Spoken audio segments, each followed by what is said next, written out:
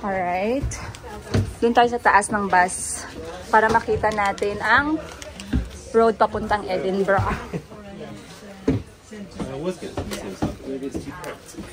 Let's be here. Ayun. So, ito yung airport ng Scotland. Sorry, ng Edinburgh pala. Kasi meron din silang airport for Glasgow. I could say that as well, you know. I know where is my place now or something, but actually I don't know where it is, so I can go. Kakaalis pa lang natin ng airport. So far, nakikita ko greens, puno, damo, factory. Tingnan natin mamaya. But look at those houses, you guys. UK is UK talaga. Bahay pa lang UK na UK na. It's funny because I was about to say like I think I started and I'm just going to it's still pretty good. Like if you find something, if you're doing something that you love, you can do that anywhere. Yeah. Very does say it any clubs, you can do that there.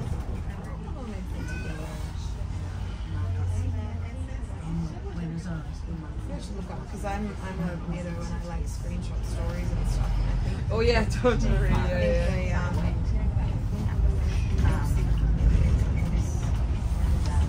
But so good day. Is that all? And he's so good. It's so. Oh my god. Actually, let me see if I can find it. I just saw the Also, I met the toasted fish. Yeah, it was like as soon as you said it was Dad's friend's birthday. What should I do? I mean, that's so funny. Well, I'm glad to be of service. Yeah, you see.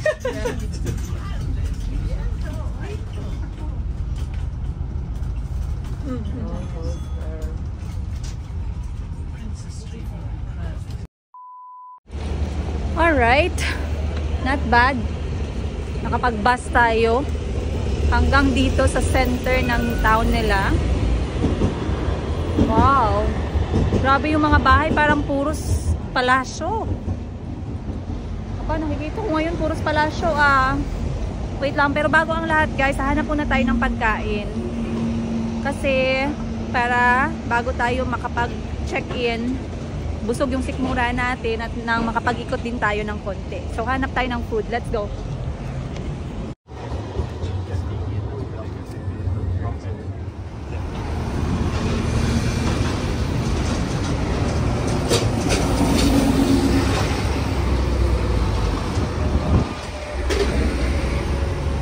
Oh, that's the famous castle na nasa taas ng bundok ba?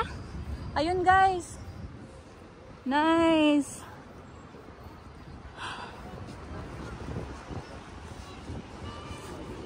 Wow.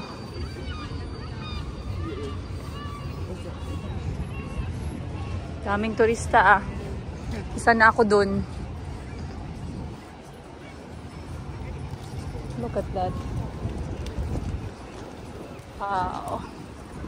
Alright guys, lagi yung sinasabi sa inyo na pag nagbabiyahe kayo, tikman nyo yung pagkain sa lugar na pinupuntahan nyo. At dahil nandito tayo sa Scotland, of course, huwag natin i-miss ang Jollibee Scotland! Jollibee lang pala kakain. Comfort food muna tayo bago ang lahat. Let's go! Alright guys, nandito na tayo ngayon sa Jollibee. At nag-order ang lola ninyo. Ayan. Mga 11 pounds din yung nabayaran ko. Pero masaya naman ako at okay yung aking card. So, ang kaibahan ng Jollibee nila dito ay wala silang yung paborito nating burger na Jollibee style. Pero merong spaghetti at Jolly hotdog. So, yun yung kakainin natin. Kasi, importante na pagkadating habang nagbabiyahe, kain muna para kung ano yung mga gagawin mamaya, diretso-diretso na. Kamusta naman yung flight ko papuntang Scotland from England? It was 1-hour flight by Ryanair. Napakabilis lang, 1 oras lang na flight, komportable. Though wala silang palamon sa airplane. Kasi merong iba na mga 1-hour flight, at least meron silang mga light snack. Pero eto wala siya. sobrang maingay dahil yung mga lokal pala ay at saka ibang mga tourist ay hindi tumigil ng pagsasalita simula take off hanggang landing. Pero okay lang naman kasi ganoon naman talaga. Siguro bitter lang ako kasi mag-isa lang ako dun sa airplane. I mean, wala akong kasamang kaibigan or something. Pero it's okay.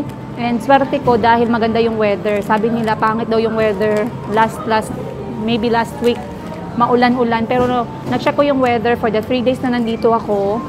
Fortunately, maganda ang weather. So, maswerte pa din tayo. A few moments later.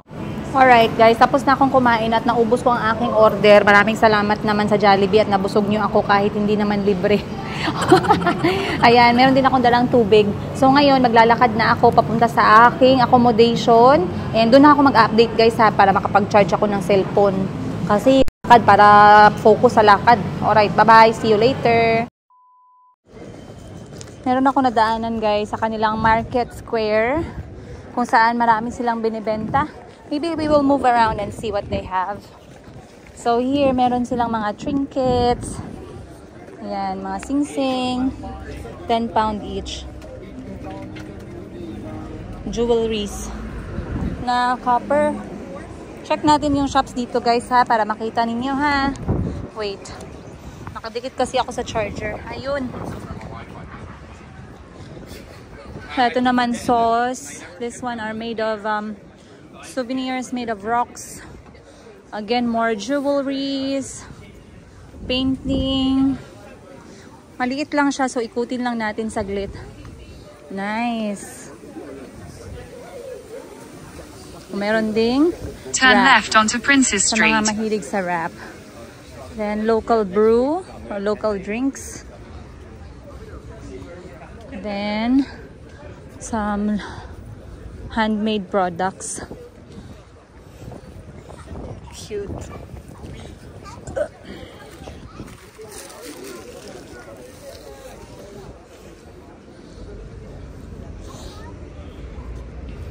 Mga antiques. Kailangan pala ganito guys. Oh, malamig. Sobrang kapal oh. This one is 169 pounds. Pero ang cute oh. Magandang pang outfit. Uy, meron din siyang ganito. Ah, pretty. Para siyang palda na pinasok sa leeg. Pretty ba yun, madam? Pag palda pinasok sa leeg. Warhammer. Okay. Mga ginagawa nilang mga accessories. So far, mas marami yung tindahan ng mga accessory. Nakikita ko. Uy, sold out ang chitenge dito.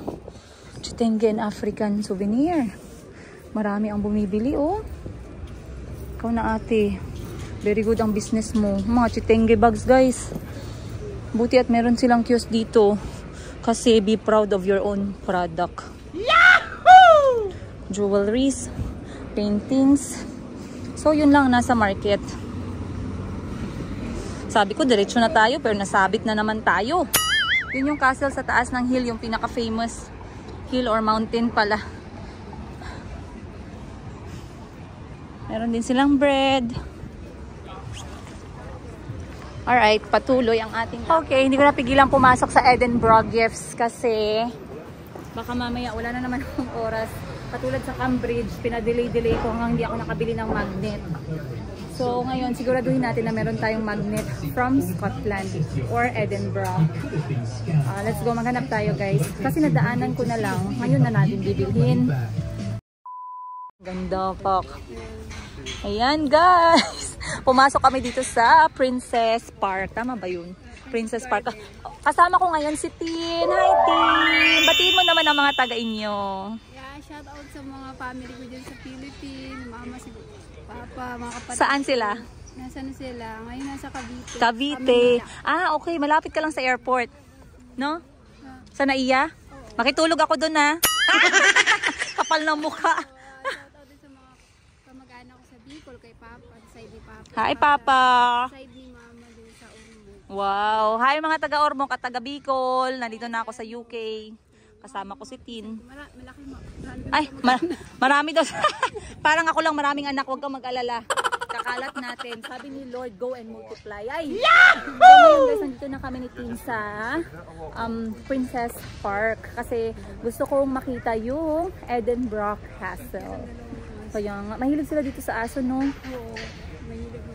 So guys, natatawa ako. Kwento ko sa inyo. Kagabi, actually, merong mga nagsabi sa akin na merong mga taga Scotland.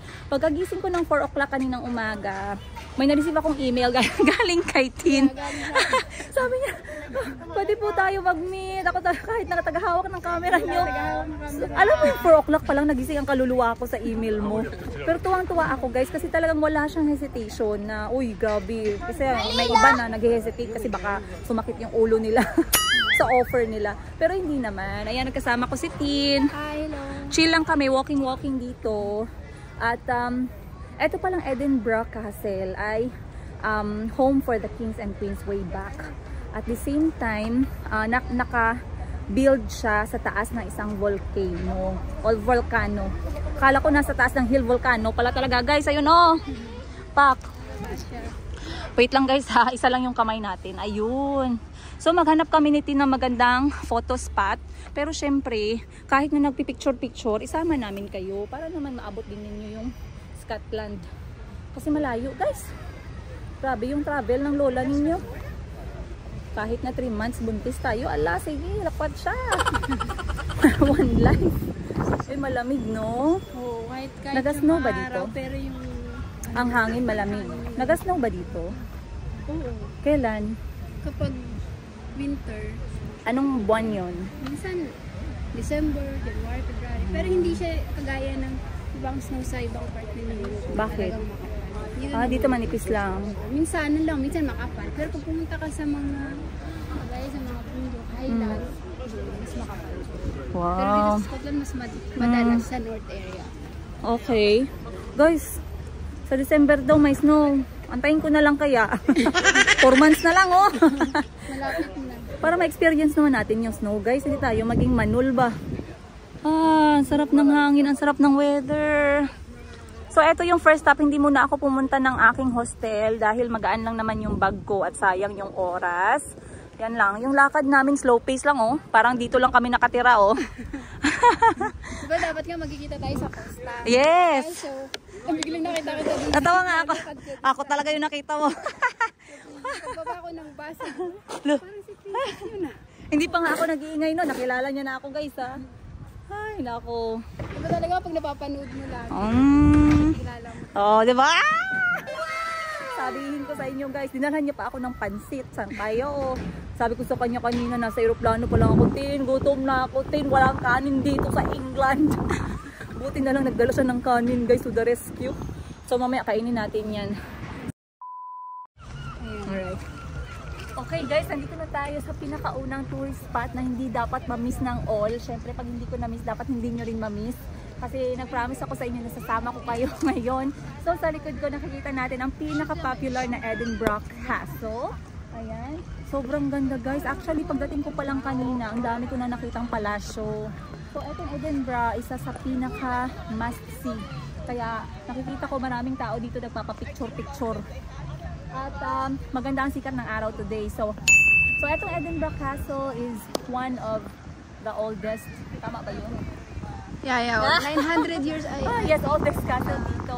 And dito naninirahan yung mga kings and queens before, of course. And ano pa ba? Nasa taas siya ng volcano. Kaya siguro very popular siya. Dahil nasa higher ground. Ayun. So, meron pwede pumasok sa loob pero meron siyang entrance fee.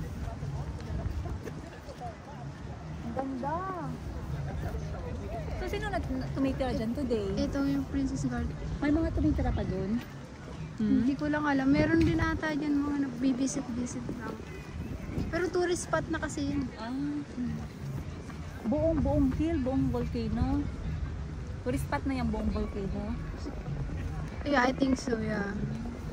Alright, that's okay. Yan, pakita natin yung ano. O, diba? Naging vlogger bigla si Tin dahil sa akin. Oh, back. Yeah, para makita nila, diba? Oh. Tapos mamaya, pupunta tayo doon, nakitin natin yun. Oy, hindi kaya ako manganak ng maaga dyan. Hindi naman. Tapos pupunta. Parang ang taas-taas. Hindi naman. Meron yan dun daanan sa kabila. Okay. Tapos pwede rin mag-bus. See? Tara. Ayun. I'm going to tell you, I honestly believe that my show is worth a 20-pound note. Some of you laugh, and that's good. I like that. I'm a huge fan of honesty. I've been here for 45 minutes, laughing and clapping and having a really good time, and I still haven't done anything yet. That is how you know a good performer.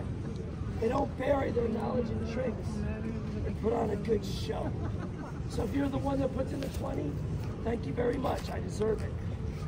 20 years is about a year. I did these 19 years for you today. You can't afford a 20. Ngayon ay weekday pero dahil kasagsagan ng festival, ang dami-daming tao sa labas at sobrang madaming attraction sa public. Kita nyo naman sa likod ko, ayan. Ano lang yan guys, Edinburgh lang to. Kita nyo? Look at that. Sobrang ganda. Residential areas, offices. Pero yung structure parang nasa movie. Mamaya guys, sama ko kayo. Meron ako nakitang castle ba yun na para siyang Game of Thrones. Ang ganda pa din ng weather.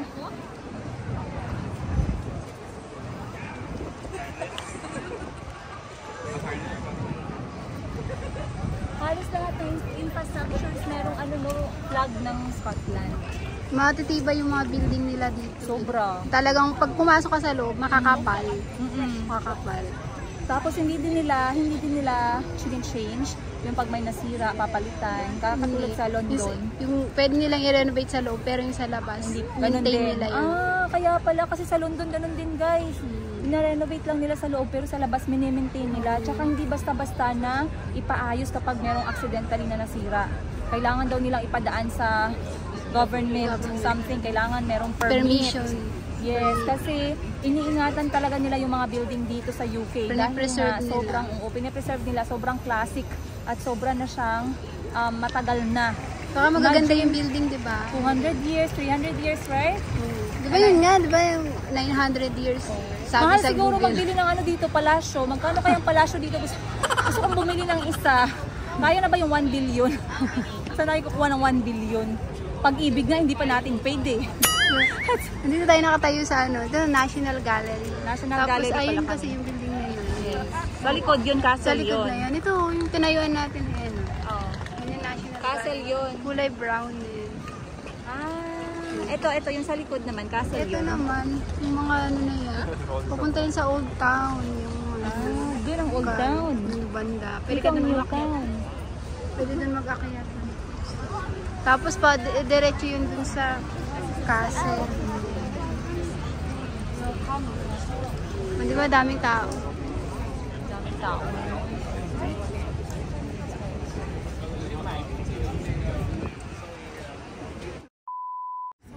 Guys, kung naghahanap kayo ng AFAM dyan dito, tag 20 lang ang grupo-grupo. Kung may 20 kayo, fights na. Alright, let's go to the next stop. So, etong pag-iikot natin, guys, kasama ko kayo. Chill-chill lang ha, huwag tayo magmadali. Madam, puntahan mo to. Madam, puntahan mo yan. Dahan-dahan lang at baka tayo'y maang-manganak ng hindi oras. So, ang daming tao. Alangan naman madaming hayop. Siyempre, tao talaga.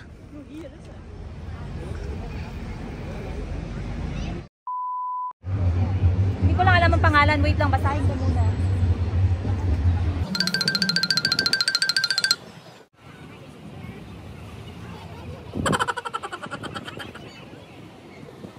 Nakuha ko ng pangalan, Scott Monument. Meron siyang 287 steps. So, kung malakas pa yung tuhod nyo at nakakain kayo ng balot, akyat kayo dyan, guys. Pero hindi ko nakakayanin 287 steps, not now. Siguro pag 6 months, 7 months pregnant na ako, aakyatin ko yan 2 times. Kaya nga. Turn right onto West Register Street.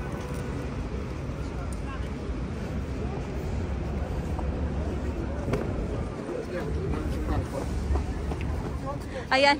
Guys, nandito na tayo sa St. James Mall. At ang lapit-lapit lang pala na accommodation ko. Guys, ang galing ko talagang mamili ng accommodation dahil nasa labas lang tong mall na to.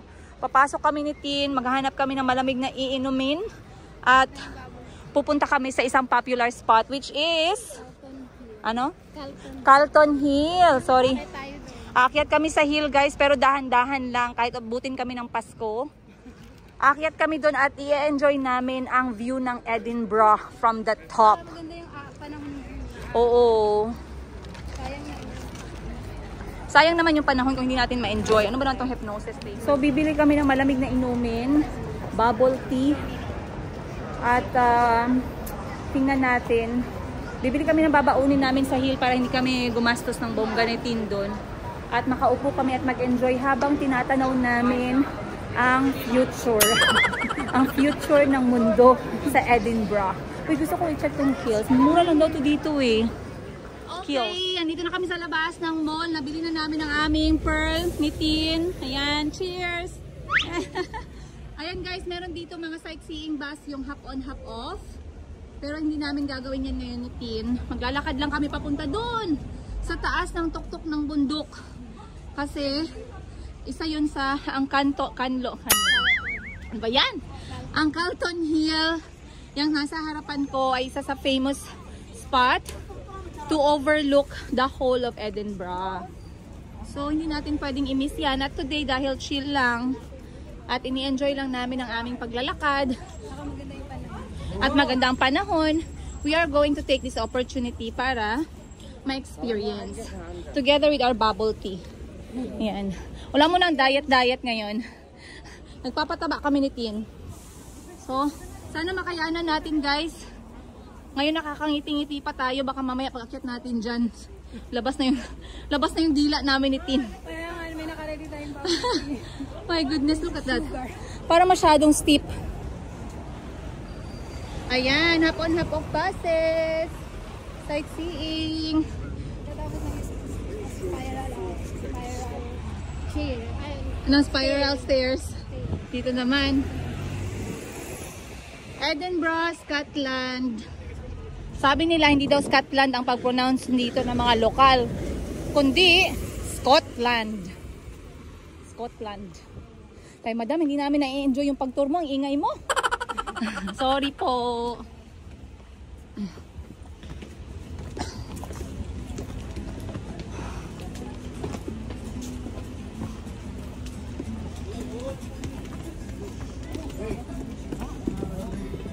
Chill lang yung paglakad nito. Medyo mataas din. Dahan-dahan lang. Ganda talaga ng sky today.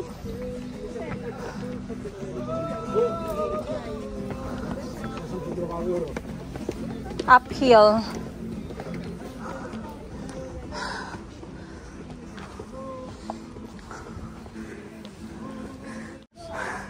Pagod na ako, uwi na tayo. Kakasimula pa lang. Paakyat kasi siya guys. Saan? Saan tayo upo na may view? Oo, tingnan natin. Okay. Andito na kami sa Carlton Hill. From the ground parang ang taas ng akyat, no? Yeah. Pero hindi naman masyado. Hindi masyado. At ayan, sinisikatan kami ng araw. Pag-uri yung sarili natin. Mm. Talong tayo dito. Pinagod lang talaga ako ni Tin. Nakita niya kulang ako sa exercise. Sinuhulan niya naman ako ng pearl tea kaya okay lang. Bawi. Alam pala ako sinuhulan mo ng pearl tea kahit palakarin ko hanggang Egypt. Sama ako sa'yo. Oh my goodness. Isa din yan sa papira. Mga pillar. Oo nga no. View guys. Overlooking ng Edinburgh. 360. Tayo somewhere. Akala ko naman kung kailangan natin ng snacks, parang taas-taas ng akyatin natin. Tapos na. So eto, Edinburgh, old or new? Edinburgh? 360, hindi 360 degrees. Ang daming tao din na nagpipiknik. Saan? May nandun yung Britannia. Saan tayo upo? Saan tayo upo? Kasi ito yung, di ba sa City Center? Oo. Nakaalala mo yung building na yun na may clock? Yes. Tapos sabi mo ayun na parang Games of Thrones. Oo. Yan. Ay, oo. City Center pala dun kami galing kanina. Yung parang merong Game of Thrones. Pero dito, residential and other buildings. Pero overlooking na siya. Once again, Carlton Hill, you guys. Sa Edinburgh. Balak na punta sa Edinburgh. Visit ko sa Edinburgh. Yes, you visit it guys. Magbayad kayo ng entrance fee sa amin. $10 per head. Joke lang, free lang siya. Upo lang kami dito guys kasi napagod na kami guys.